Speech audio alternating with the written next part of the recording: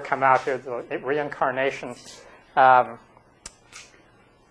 You know, before I ever knew Julie, somehow I think that our paths were destined to cross by the most amazing circumstances. I used to be a real teacher. I taught at Willigan High School for a long while, and right toward the end of that career, before I started at San Jose State, I was teaching environmental studies at Willigan High School, and I got connected to the state superintendent of schools, and we wrote a grant application and actually got money to develop a series of integrated courses for community colleges. And little did I know that even though at the time we finished the project, nobody here, which is where the district, Foothill De Anza district, was where we were supposed to put it together and write, and some faculty guy, I can't even remember who he is anymore, supervised it, and I think he skimmed some money off for himself. And we paid a bunch of people and myself to write this stuff. And years later, I think Julie came and said, you know, this needs a kickstart and a kind of hybridization for us to make this happen. And now here's an environmental studies program at De Anza College.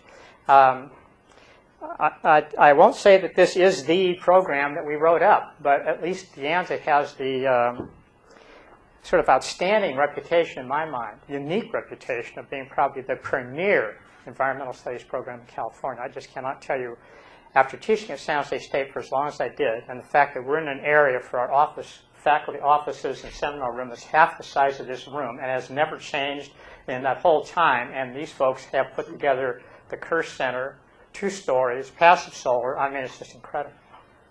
So this place is far and away. Stewardship is kind of an interesting thing. On my way here today on the 23 bus, I was thinking of course, what I want to say here today, and part of what I wanted to say is that many people think if you're an environmentalist, you know, you're always out in nature and traveling around, you know, using up precious gallons of diesel fuel or gasoline or jet fuel to go out and see the world. And I don't do that. And I'm not saying that you have to follow my idea, but I just feel like it's important maybe not to do too much stuff. And instead, somebody has to stay behind. I feel that I am a person who has a message. And just like in a summer camp for kids, somebody has to give directions. So I'm telling people, don't go down that path because that thing's kind of a dead end. You know, you might want to really go down this path. So I'm sort of the harbinger of environmental reality. Some people might say I'm the prophet of doom and gloom. I do get hauled out every once in a while to tell people about the perils of the peacetime atom. It's the favorite topic I love to hate, nuclear power. It's just such a great topic. You can really sink your teeth in that thing, I tell you. But one thing about making this trip into this uncertain future that you're about to take off on, you are in the first semester or first quarter of a stewardship class. Where are we going with this whole thing? I mean, everybody wonders that. I hope you got this quote at home. Did you get some mail recently, Julie? Okay. We don't know where we're going when we start. I don't think Julie, in her wildest dreams, at the very first step, maybe later on, then you said, well, I'm going to somehow get this idea of a center going, and we'll maybe try to build a building. When the first quarter you ever taught, you might have just thought, man, I'm here. I'm going to try to hold this thing together and keep this job going and maybe, you know, get some movement. But to think that there would someday be this is beyond your vision. I think it's important to know this little quote because we don't know where we're going. We don't know any more or any less than so-called experts know. I think what's important is that we know that there is a better destination ahead for this country and for you people. It exists and it's within your reach, just like this was within Julie's reach. It took 17 years, and she'll never get those back, but this is here forever. It's a trade.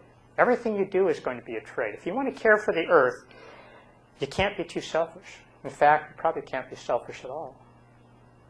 If you want to care for the earth, just like if you want to care for someone in a relationship, you have to be willing to do more than 50-50. Sometimes you have to do it all when they can't, and then sometimes when you need help, they'll do it all. But I wanted to tell you that A good sense of humor really goes a long way with environmental reality because it is such a serious subject. As you move into this course, you're going to find out that about 2% of the whole continental United States is still wilderness. 2%. If you count Alaska, 5%. For the whole mix. That's almost nothing. Now, when I say a bit of corny humor, Sammy, could you just come on up here? When I was teaching at San Jose State, I had all kinds of gimmicks. I had this little begging cup, I'd go around the room, and I had this one. This is one of my favorite ones. See, spare change, help me to fight legalizing truth. So that's one of mine. But right now, Sammy, you're going to help me out here. So you got to ask for the spare change, and I'll follow you. Okay, that's good.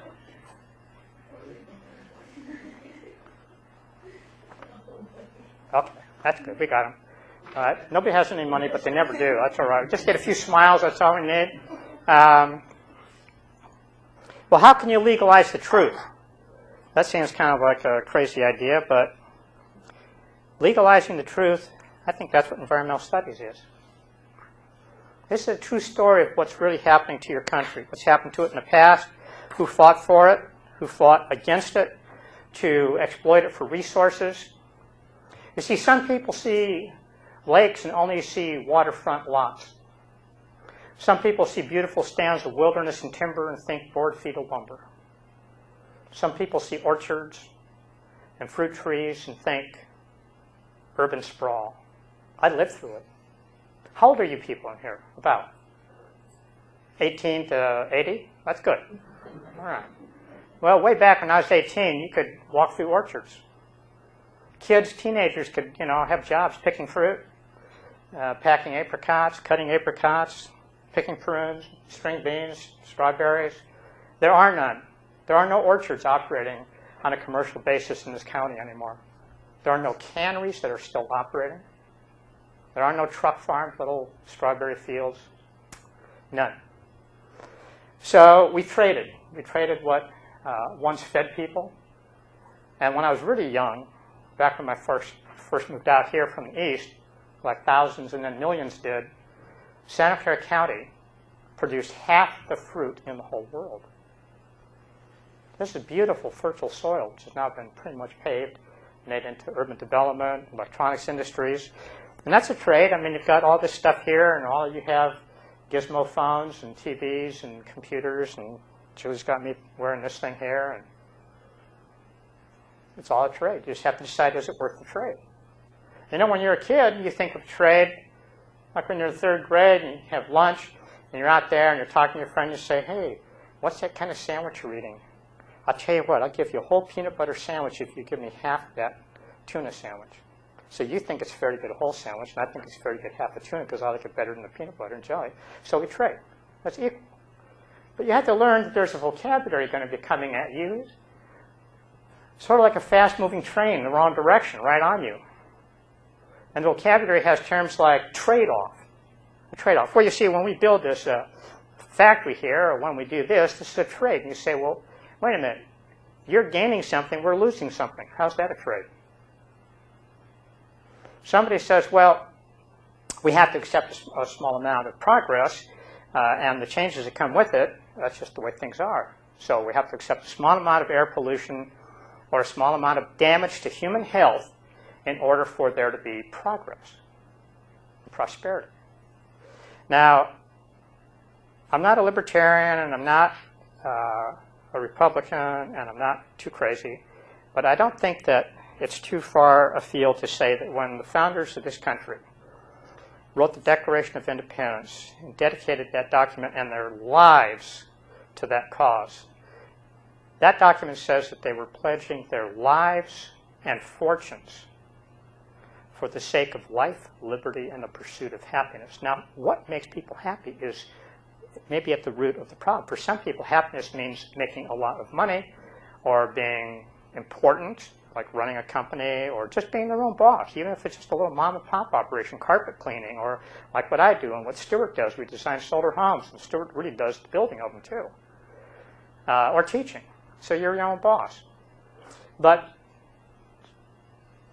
some activity is far more impinging on the public than you'd want to have. It's unfair, in my opinion. And by that I mean, where's the air quality in this county when 11 days of the year exceeds standards, weak federal standards for ozone and clean air? Or where is the sanity in continuing to provide tax depletion allowances and corporate tax breaks to oil, coal, natural gas, and uranium-fueled power plants when in a state like this, and in most of the United States, which is a mid-latitude country, we have enough sun to run the country, along with wind, geothermal, tidal, hydroelectric, both small and large, alcohol. There's enough wind energy in the Dakotas and the panhandle of Texas to equate to about the total electrical demand of the United States. Now, admittedly, wind isn't every day, 24 hours a day, but you combine it with geothermal. Geothermal, the heat that comes out of the earth and the steam that it can produce, like up at Geyserville, and you can create man-made geothermal taps. You can drill down and drill down the other way until they needed a V, and you pump water down, get steam out, and you have a geothermal plant. 24 hours a day, 7 days a week, year-round, for as long as the heat in the earth is going to last. And that's about 5 billion more years. What about the ocean? Tidal power. There's 4 changes of tide every day, year-round, independent of the season, 365 days a year. Sunshine in this county, Northern Bay Area, 300 days of sun. It's funny, when I give tours of my solar house, and we get to the part about solar, I ask people, how long do you think it rains in our valley? People say, oh, 5 or 6 months. I said, no kidding. I said, so 150 days, 120 days? I said, 60 days. That's it.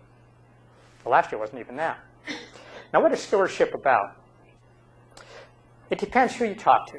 You can go all the way back to people like Thoreau, Henry David Thoreau, who wrote about his experience out at Walden Pond. Walden Pond was kind of an interesting thing. Henry David Thoreau really lived off the largesse, the money, the fortune of Ralph Waldo Emerson, his rich friend. He lived at Walden Pond barely 15 months total, with breaks in between to go to a nice house for baths and cook food and warm fireplace heat. But Thoreau did write eloquently about the philosophy of the enduring value of what nature gives to our spirit, to our heart, to our experience, to our mind, to our vision, and to remind us that we're connected to the history genetically of wilderness. We came from the wilderness. It's in us. If you don't think it's in us, just wait until sundown tonight when you get tired. Nature is saying, stay in the cave. Don't go out now. It's dark. If you go outside, an animal might get you. If it's dark, you might walk off a cliff and bust your head open on rocks. Stay in it. When the sun comes up, go out and find food. There's so much imprinted on us genetically, and we are from nature. We're not out of the caves that long. This little slice of modern time is a very thin slice in the history of humans on this planet. Well, how about somebody like John Muir, who ultimately founded the Sierra Club when the Sierra Club was really about wilderness? Or the photographer that photographed John Muir's favorite place, Yosemite. Ansel Adams, fantastic nature photographer, who has probably educated the public more than anybody about the importance of stewardship, about the importance of preserving the beautiful places on this planet so that we can have our spirit nurtured and that we can see what the world still has to offer us. Not the way the world used to look, but there's still parts of the world that look the way they're supposed to, that haven't been encroached upon or modified or torn up or dammed up or bulldozed or leveled to human scale for human activity. Ansel Adams, in a book called In These We Inherit, said, if no one knows the importance of preserving a beautiful place, that place is not likely to be preserved, but instead to be transformed, and transformed into something else, and likely something less. Think of everything you've seen that has been developed, and ask yourself, what was there before? What was there before the twin sister of Yosemite, Hetch Hetchy Valley, had the Shaughnessy Dam built on it? There is another Yosemite. It's buried under a lake. And this was because the dam builders convinced the people of San Francisco and California and the National Park Service to relinquish that land and to build a dam and provide water that comes to Crystal Springs Reservoir and then to San Francisco. And also generates electricity, Hetchy project. That electricity provides part of the electricity for Fremont, Milpitas, San Francisco, South San Francisco, Burlingame, Millbrae. Well, I want to go into somebody who's maybe a little more contemporary. This guy's sort of a contemporary, I guess, maybe of my generation, which I think I'm the Generation V or W, I think. I'm sure I'm not Gen X. I am part of a concern, though. You know, some people think they're part of Generation Y, but it's WHY with a question mark. That's the generation they're part of. You know, it's like, why does this happen to us? Me? Why now? I was thinking about starting a radio station. It'd be called WHY, KY, or Why Me, you know, WYME. And it would be the all-philosophy talk show. People would call in and ask these, you know, probing questions like, why is it that we're running out of oil in my generation? Or why is it the U.S. economy is going down the drain? Or why is it the European Union has a bigger economy than the United States? Or why has the United States got so many people that are dumb enough to vote for a guy they just like to have a drink of beer with? You know, if you want to drink beer with your friends. Don't drink beer with the President of the United States. They have other important things they're supposed to be doing, like running the country. Well, here's one of these guys from Generation V, just like me, Ted Turner. Ted Turner. This is an article in an Architectural Digest magazine about Ted Turner and his beautiful house in New Mexico. You know, just a modest, it's actually modest by his standards, but not by our standards. But nonetheless, I love this quote that he has, because this is about stewardship. Ted Turner owns the most privately held property of any individual in the United States of America right now. Now you might think, well, that's disgusting. That's just decadent, you know. Well, he has huge, hundreds of thousands of acres in Montana, part of Idaho, and Colorado, some in New Mexico. He's trying to buy a bioregion. He's trying to buy a chunk of the earth big enough to support antelope, desert tortoises, buffalo, and all the ecosystem and critters and insects and dragonflies and moths and beetles and worms and everything in the soil that goes with it. Look at this quote that he has. He's talking about his life. He's spending all his money on this. He also had a contest, kind of a dare for all these rich guys like Bill Gates and Warren Buffett and T. Boone Pickens and all that. So let's see who can give the most money away. That's the big shot. If you're such a big shot, how much money have you given away to good causes? Cool, huh? They don't think of that. I love that idea. Anyway, here's a quote. I'm trying to save life on Earth. We have an obligation and a privilege to preserve our planet and the species we share the planet with. Simple. Simple statement. Beautiful statement.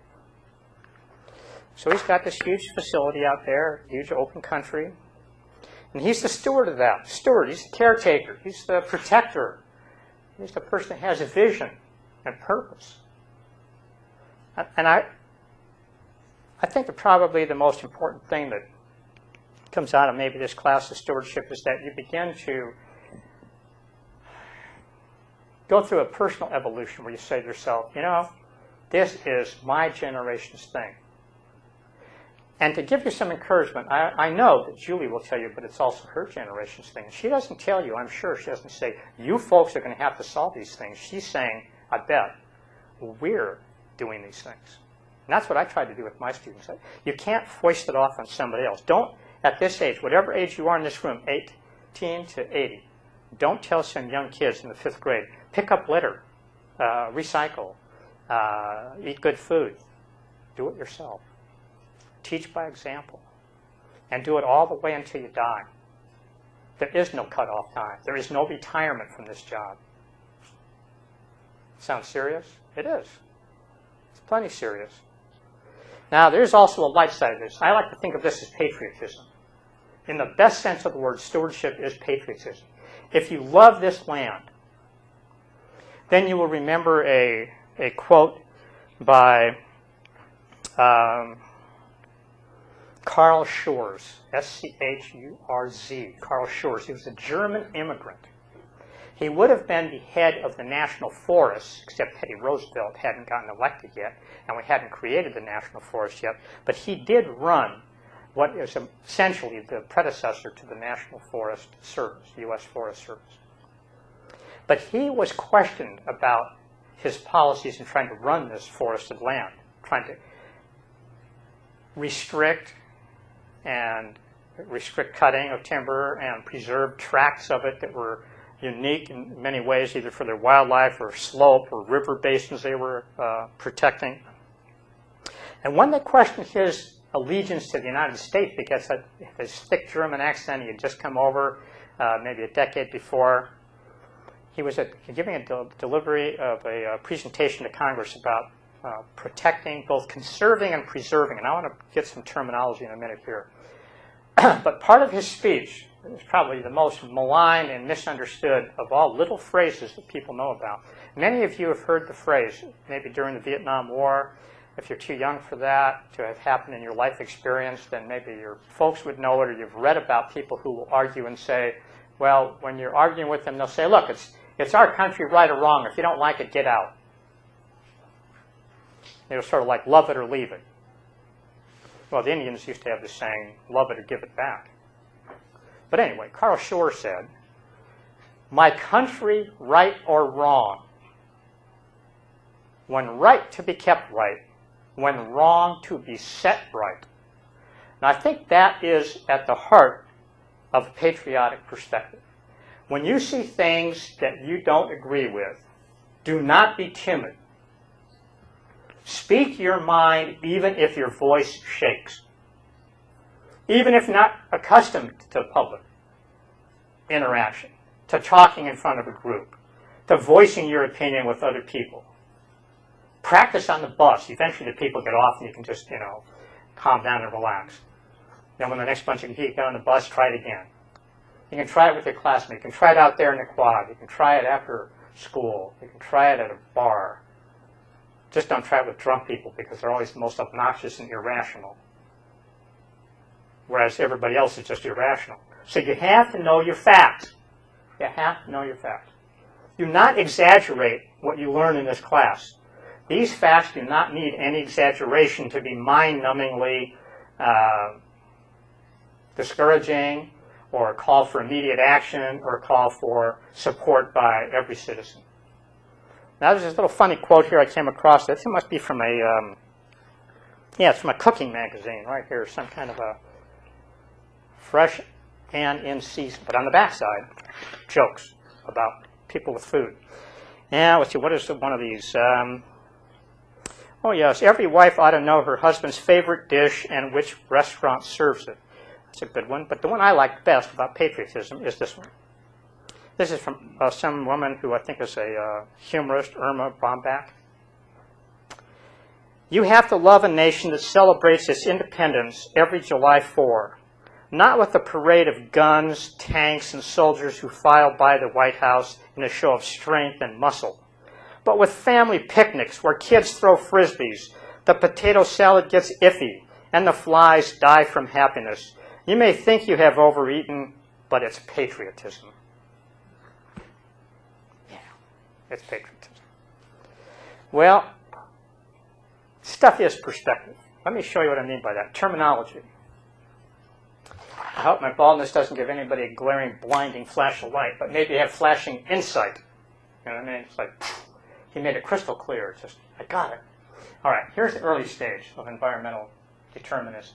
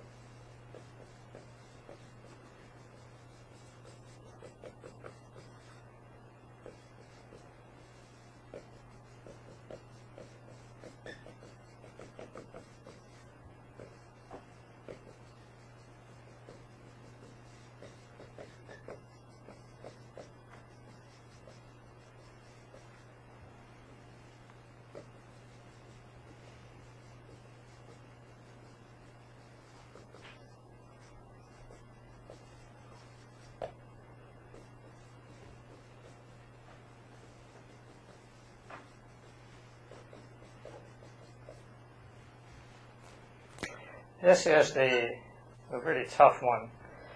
This is an ongoing battle. The battle has now switched to this, okay, and perhaps even this, as pairings go. In the early years, there was no such thing as environmentalism per se, because people lived here in relatively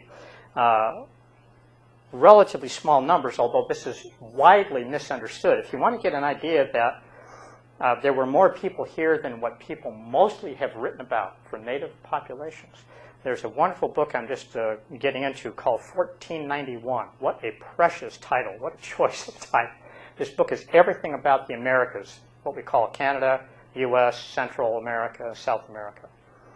And it is estimated now that there were perhaps as many or more people in South America as in all of Europe at the time, before 1492.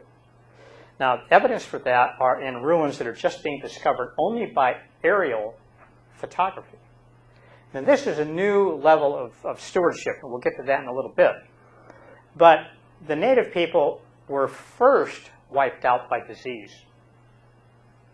You can get a good feel for that, and I wish that Jared Diamond would now write a follow-up of his book called Guns, Germs, and Steel about the book 1491, because in the book Guns, Germs, and Steel, he talks about the fact that guns, which the Europeans had, and their germs, and the steel, which, the ability to build trains and ships and industrial stuff, really overpowered native populations wherever they went. However, in 1491, it talks about the fact that when the first explorers, prior to the Pilgrims even landing here in America and setting up the colonies,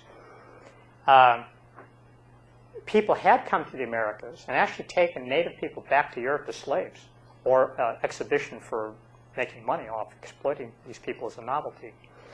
And when they came back, just from that contact they had made, whole villages along the coast of Maine were just skeletal remains and derelict living quarters. There were just thousands of skeletal remains along the coast of Maine. Whole villages for 40 miles were wiped out.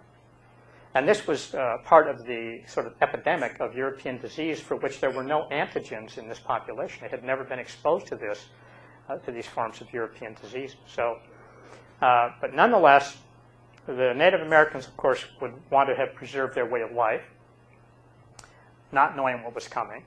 But in the early stages of the development of the United States, before it even was the United States, in the 1600s, the late 1700s, remember, we had about over 150 years before this country decided they were going to go democratic, break away from England. That's a long time. Think about the contrast. I have to insert politics here because environmental stewardship is about politics. Politics means polarized. You believe taking care of the earth, somebody else says, no, it's here for fun and profit. Don't get in my way, kid. So the politics of this, this notion is that the Quakers, the Hutterites, the Amish, the Amana, a whole group of people were preservationists. What did those people, before the country ever became independent from England, have to say about? They were dead set against slavery, which was already well established and starting to grow as an industry in the early 1600s in this country. They were against treatment of the Indians. So they said, we can see where this so-called progress is taking us. This is not something we can get behind. These people were of religious conviction. The Quakers don't participate in war. They're pacifists. The Hutterites are kind of a dying group. The Amish people, I should point out, are excellent stewards of the land. They live in Pennsylvania, Ohio. Some moved to South America because for a while the U.S. School districts in various states were trying to force them to send their kids to high school. And they said, no, we think our kids do well enough in running our farms and being in our society just to stop at the 8th grade and take over family farm stuff. And they fought a Supreme Court battle, but many Amish didn't think they would win, and they moved out of the U.S., but they did win. Anyway, they have the highest per acre productivity in the United States of America of farming. This is without synthetic pesticides or fertilizers. They use animal manures, horse-drawn farm tools, for furrowing their land and harvesting. A lot of it's hand labor. But this is honest connection to the environment. This is honest stewardship because they know the condition of their soil. They know the condition of their crops, the plants, the trees, the fruit. They know when to pick. This is a history that's ingrained from generation to generation. The work that the parents do, they teach the kids. And the kids say, you know, I've done this work and my kids are going to learn how to do this work, and on it goes. They still use horse and buggy. They don't use automobiles. Most do not have electricity. I relate to these people. I don't have a cell phone or a computer or a TV set. I don't want to buy in. There's a certain amount of buying in them. I got up here on a bus. It has 300 horsepower. It burns diesel fuel. It was made by General Motors, the same folks that helped Standard Oil and Firestone to buy out the trolleys across the United States of America. And were found guilty in 1949 of a criminal conspiracy to monopolize public transportation. So much for stewardship, huh? So these people were real stewards of the land. They didn't believe in exploitation of people like the slaves or the Indians, but they didn't believe in exploitation of the earth. Cutting timber, intensive monocrop cotton farming and tobacco farming. They said, no, you farm for food for people, to take care of animals and people. We're a unit. We live on this planet together. We share the ride through space and time. It takes 365 days to go around the sun. Then you're a year older. Things have changed. I want to show you what I think of how the next group, conservation, exploitation, environmental movement, and then the sustainable or greening of America, it ties in. These are my favorite topics, really. Being Italian, of course, food. I mean, you know, it's what could be better than more simple pleasure than food. You just have to make sure you don't have third helpings all the time.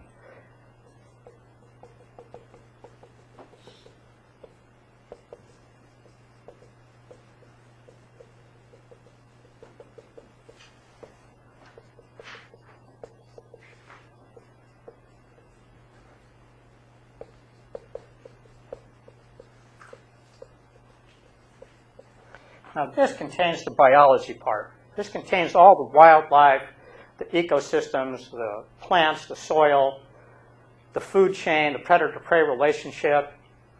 I just have to go out in my garden every once in a while just to slow down. I was writing a script for an architect yesterday on how he's going to approach his clients to talk about green building.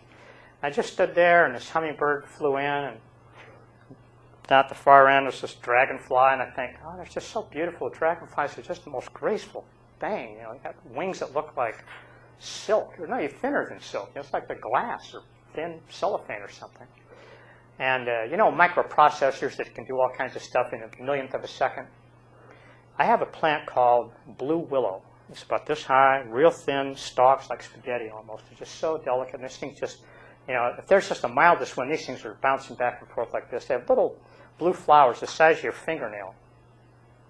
There's this hummingbird flies up and here's this plant going back and forth. And when this hummingbird comes up there, puts its tongue in there, and it can fly back and forth right in synchronous with the plant getting buffeted by the wind. I thought, well, you talk about a fast microprocessor and that little brain the size of a BB, and that guy could keep right up, back and forth, 1,500 beats a minute on the wings, forward, back, up, down a little bit.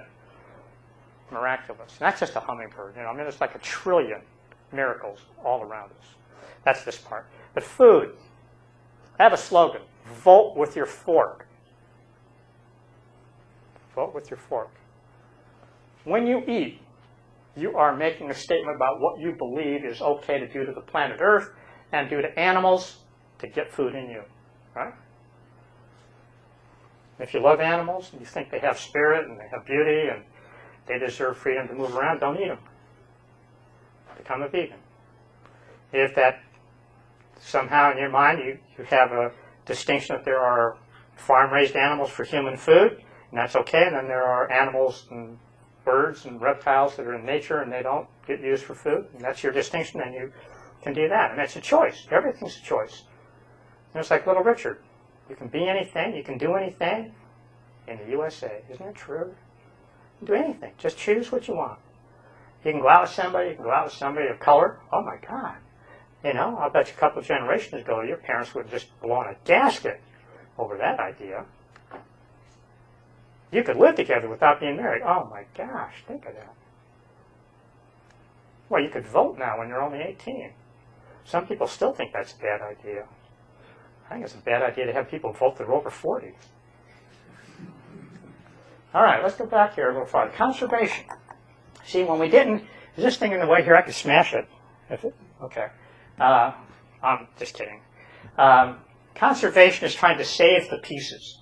See, we decided we weren't really going to be able to, not that we decided, by default, by activity, by westward movement, by mining laws that allowed companies to buy land for $5 an acre and find precious minerals like gold and silver or coal. $5 an acre. When you got a minimum, buy a minimum of 25 acres. And then if you found gold, you could buy more land. You could stake it out and get rich. People could buy timber for $2.50 an acre, $2.50 an acre. This is in the 1800s. You know the company Weyerhaeuser? You ever see that name at a lumber mill? George Weyerhaeuser Sr., at that time, he owned the most land in the United States. He owned 17,000 acres. 17,000 acres of timber. And a lot of it he just gotten from his workers who didn't have enough money after they spent it on liquor and wasted it on gambling games, and that he'd give them loans. And then he got them to go out and sign the paper, and then he wound up with the land. But we really began the conservation movement in the mid to late 1800s. And ultimately, in the early 1900s, we really made more of a national policy out of conservation. But conservation was different than preservation. Preservation means setting aside something in its natural wilderness state. Now, the United States was the first country in the world with a philosophy of stewardship so strong about preservation to have something there intact so future generations could see it. That in 1872, the United States, the House of Reps, the Senate, and the President signed into law the world's first national park at Yellowstone. Now think about this, if you would, with me here. In 1872, they declared this was going to be a national park, the first in the world. No other country ever thought to do this, including our sophisticated European forebears. So we came up with this idea, national parks. In 1872, we were also giving away land for mining under the 1872 mining law. In 1870, we had the Timber and Stone Act, where you could buy the timbered land for $2.50 an acre. We were giving railroads land to build across the country. So at the same time, we were trying to develop resources and give the railroads land to get the country to go from the eastern side all the way out here to the west, and get miners out here to find gold, to get them to move out. And if they didn't find gold, eventually they'd get tired and lonely and get a mail order bride and start an orchard and be farmers. But at the same time, all that activity to develop the country was going on. The preservation movement hit its peak in 1872, and it's actually continued to this day. Back when I was at Willow Glen High School, we created the Redwood National Park in the late 1960s, 1968 or 70, right in there. But to give you an idea, Yellowstone is 2,750,000 acres, and the Redwood National Park is 48,000 acres. The land worthy of given park status has shrunk as we have developed more and more of the land and ruined it in terms of its prospects to become park quality. Now, the conservation movement more or less began with Teddy Roosevelt, but its premise is wrapped up in a very simple statement. Conservation means using resources. This means non-use. Conservation means using resources.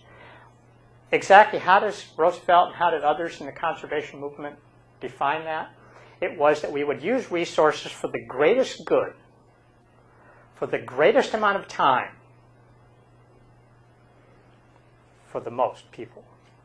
And it was people-centered. At this point, the wildlife was sort of pushed off to the side, except for hunters, who also got in the conservation movement, decided they would set aside land for hunting.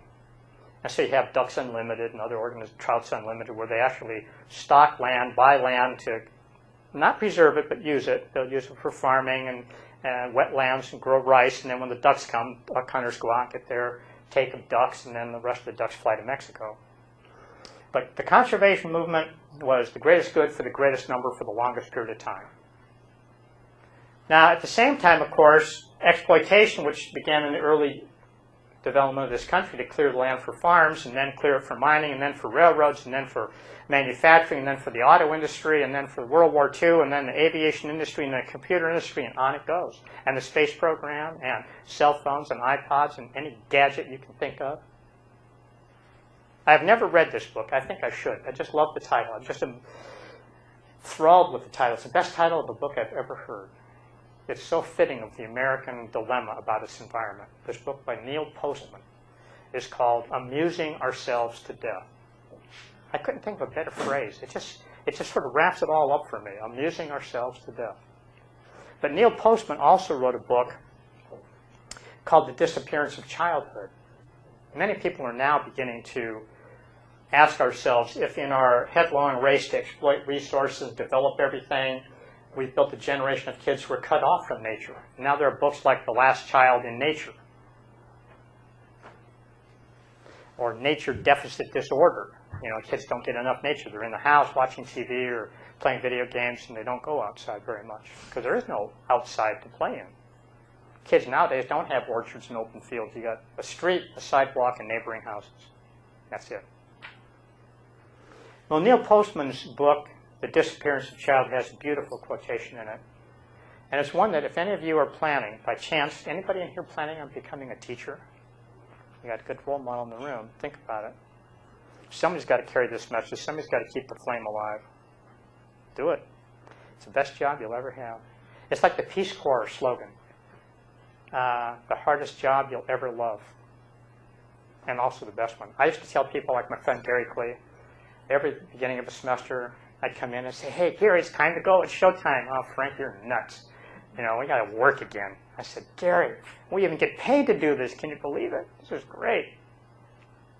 Anyway, Neil Postman's quote about kids is that children are the living messages we send to a time that we will never know. Children are the living messages we send to a time that we will never know. Now think about this, that your grandparents and parents that have lived their lives pretty much, grandparents maybe are gone, mine are, my folks are both gone. And the message they sent was just a reflection of the culture they lived in at the time. The culture was that you could buy happiness, that things would equate with happiness, and the more things you had, the more prosperous you were, the better off you were. You had a higher standard of living, and the goal was that you would give your kids an opportunity to have even a higher standard of living than what you had. This was the American dream. But after 2 or 3 generations of that, most working Americans and most, I think, thinking Americans have come to realize you cannot buy happiness, and you can't really continue to kid yourself into feeling you're happy just because you have a lot of stuff. Now, the exploitation continues on to this day. In my time, luckily I've seen a lot of good changes. It used to be when people first started asking me to maybe give a talk about my environmental studies work, they said, well, what changes have you seen since you started teaching this stuff? This would be like, okay, after 10, 12 years at Wilkin High School, and then maybe after 10 or 15 years at San Jose State, and here a little bit before the program here got started, and at Soledad Prison, teaching. I'll make sure you understood the difference there. I'd say, well, we recycle, we don't blow smoke on each other, that's it. But now when people say, well, what kind of changes have you seen? Are you encouraged? I say, you bet I'm encouraged. You bet. My friend Sigmund and I have worked on 43 solar homes. Stuart, I don't know how many. He's done. This program is here. I can't believe they got curbside recycling in every house in the Santa Clara Valley just about. They even pick up your lawn clippings in case you don't know how to compost. You can go buy organic food, Whole Foods all over the place. They're like what Safeway used to be. Prius cars, Honda Insight. General Motors finally got smart. You know, the Volt car is really almost like what they invented 35, 45 years ago with the diesel-electric locomotive that replaced steam trains. A diesel train is not a diesel train. The diesel combustion engine does not pull the train cars. there's a diesel engine, maybe 8 or 10,000 horsepower, monster diesel engine. That thing runs and turns a generator, which then, with heavy cables, goes to motors on the what they call trucks, or the wheels of the locomotive. So it's really an electric-powered locomotive. The electricity comes from the diesel engine hooked to a generator. The Volt car that Chevrolet is going to build has a gasoline engine and a generator to power the electric part of the car and to charge the batteries. So we're beginning to see that movement. When I was first teaching in Willow Bend High School, I'll bet there weren't 90 buses in what they used to call at that time the San Jose lines. They're just called San Jose lines. There were about 90 buses. Now there are about 750 or 900 buses. There was no light rail. Caltrain was down to about 4 passenger runs a day, 2 in the morning, 2 at night, because they'd been talked out of passenger service by that GM buyout of trolleys and passenger service on trains. Now that's expanded. The aviation industry, I think, is probably going to become eventually a thing of the past. Just watch. Fuel prices keep going up. You know, who's going to pay $2,000 to fly a plane somewhere? Maybe we'll get smart like Europeans and have faster trains. Limited people will use planes, just like when they first came out, they were expensive and only a few people flew on planes. For a while, planes were like the Greyhound bus. You know, everybody took them. Now, it's going back to only the well-to-do, people who have a lot of money. I think the organic food movement and the greening of America, people putting solar electric on their homes, passing laws so that utility companies have to give you credit for the electricity that you generate at home. And Jill, you folks have solar electric. Kristen does. I do. And I think, well, that's right there is the best way. Teach by example. You know, you say to your students with a straight face, you know, I left today, it was sunny, my house is earning me money.